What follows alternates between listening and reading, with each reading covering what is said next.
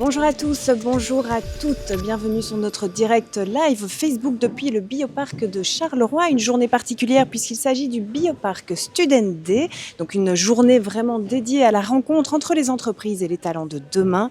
L'objectif est simple, c'est créer des connexions, ouvrir des perspectives et permettre aux étudiants de mieux comprendre les réalités du terrain.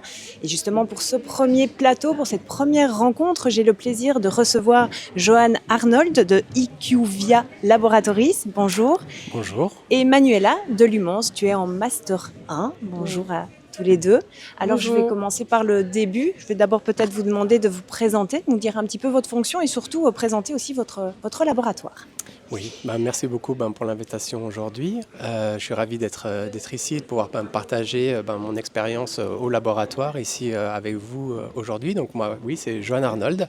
Je suis manager site opération à Immunexpert, IQVIA Laboratories. Donc je travaille depuis 2020 à Immunexpert. Donc j'ai commencé en tant que chercheur dans l'équipe immuno-oncologie. J'ai après dirigé le département d'innovation et développement à IQVIA et j'occupe maintenant la position de manager Life Site Opération. Merci. Alors avant de nous expliquer plus en détail ce que c'est votre laboratoire, je m'adresse à toi Manuela. Est-ce que tu peux un peu nous dire ta filière, dans quelle section tu te trouves et surtout pourquoi tu as choisi cette option? Ok, moi c'est Manuela Tuente.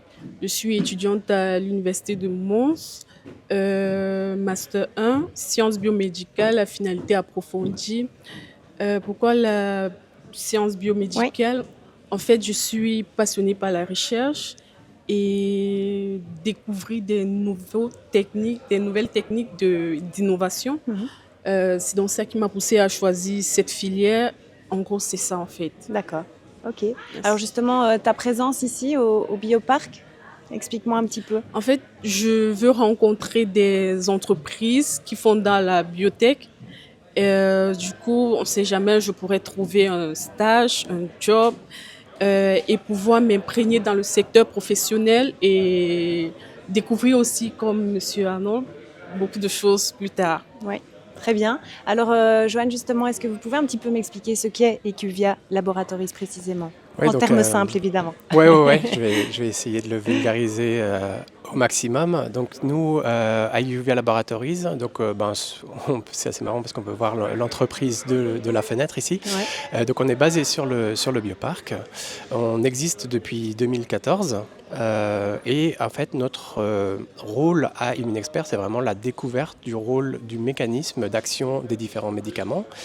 Donc on va rien nous produire sur site. On va travailler avec des partenaires qui sont nos clients, de petites, moyennes ou grosses entreprises biopharmaceutiques qui, eux, vont produire le médicament, sous-traiter la partie recherche et développement à des entreprises telles que la nôtre.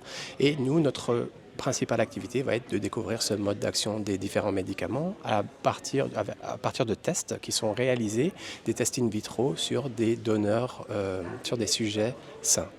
Donc une fois qu'on met en contact le médicament sur ces cellules, on est capable, avec les différents analyseurs qu'on a au laboratoire, de voir si ce médicament est plutôt pro-inflammatoire, anti-inflammatoire, donc il va faire proliférer des cellules, inhiber des cellules, faire produire des anticorps ou des cytokines. Donc c'est vraiment des médicaments qui peuvent toucher un petit peu dans tous les domaines. Exactement, oui. Donc on a des domaines de prédilection ici au laboratoire. On va travailler pas mal en immunogénicité, wanted et unwanted, donc savoir si notre médicament est toxique ou non.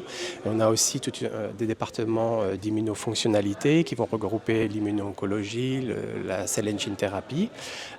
Donc chacun va avoir un domaine pour traiter les médicaments, mais en général, on peut traiter tous les types de médicaments qui touchent telle ou telle maladie. Alors Manuela, quand tu entends justement toute cette description de cette entreprise, est-ce que c'est quelque chose qui te parle, qui pourrait te parler? Oui. Déjà, j'aime bien la production des médicaments parce que c'est en fait une nouvelle découverte. Donc du coup, on essaye de chercher pour pouvoir, je vais dire, pallier aux maladies qui existent déjà. Du coup, j'ai quelques questions. Je voulais savoir les défis rencontrés lors de, on va dire quoi, de la manipulation pour pouvoir avoir ce médicament, quels sont les défis qu'on peut rencontrer lors de ces processus, ces différents processus? Oui, donc là, c'est vrai que là, nous, donc, sur site, donc comme on est une entreprise de service, le médicament est toujours produit donc, chez le client. Donc toute la partie, ça, je ne saurais pas parler de la méthode de production des différents médicaments, mais c'est vrai qu'ici, quand nous, on va recevoir le médicament, on a tout un environnement qui est propice à la conservation, à la bonne température du médicament. Il ne doit pas se dégrader, puisque quand nous, on reçoit le médicament, tout est régulé et l'environnement est régulé.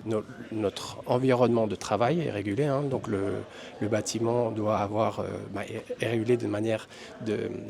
Donc Il c'est va avoir très toujours la même procédurier, c'est ça que température, vous voulez oui. dire? Non, et puis il a toujours la même, on va dire, la même température, la même atmosphère. Ouais, ça. Ils sont régulés sur 21 degrés, on va dire. Il faut que notre environnement soit contrôlé.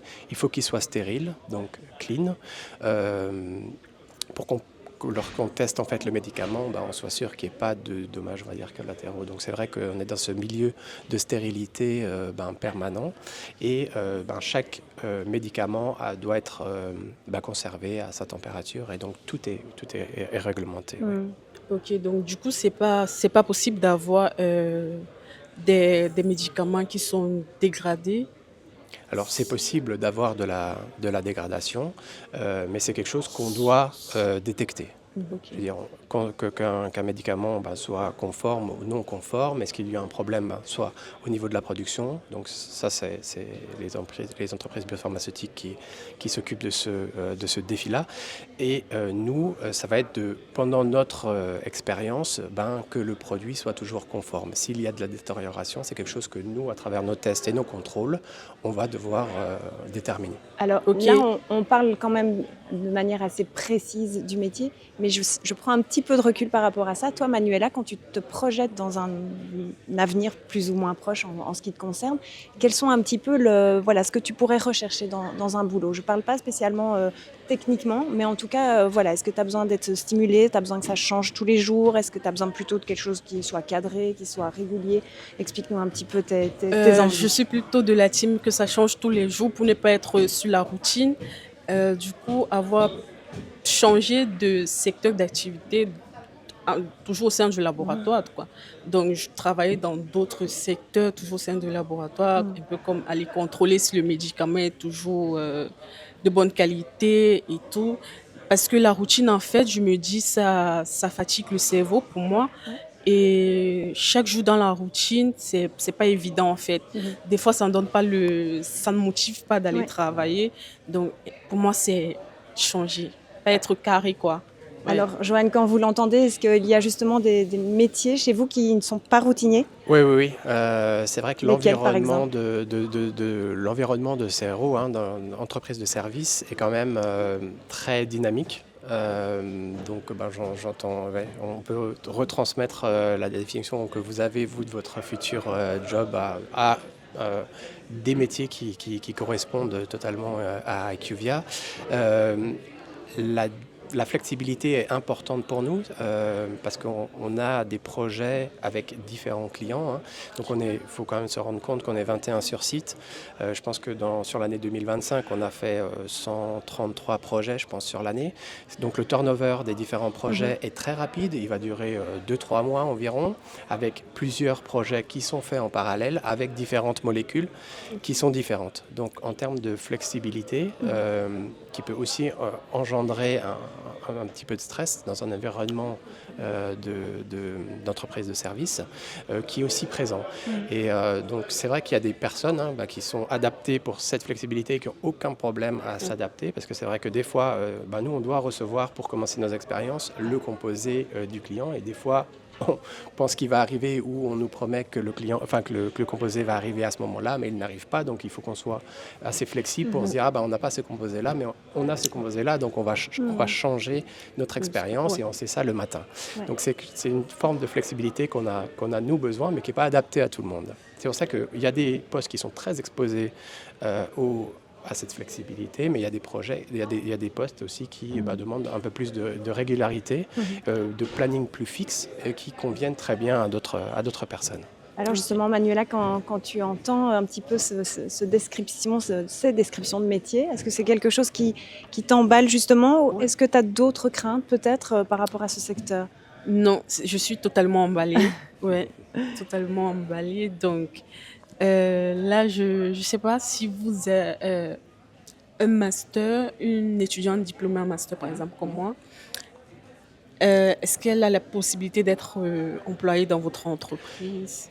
Oui, bien sûr. Donc, alors, il faut que ça fasse partie d'une perspective de recrutement, hein, qui n'est pas, Ouais, qui est pas ici le cas pour notre les entreprise, conditions. malheureusement, au début d'année. Hein, ça va certainement se réouvrir dans quelques mois. Mais on a des profils et on a d'ailleurs recruté des profils comme vous, il me semble, il y a 2 ans. Et c'était une personne qui était aussi en master et qui a évolué en interne sur une position de senior technicien, puis recherche assistante. Et c'est des personnes qui peuvent par la suite aussi prétendre à faire beaucoup plus de sciences et pourquoi pas un poste de scientist. Hein. Ok.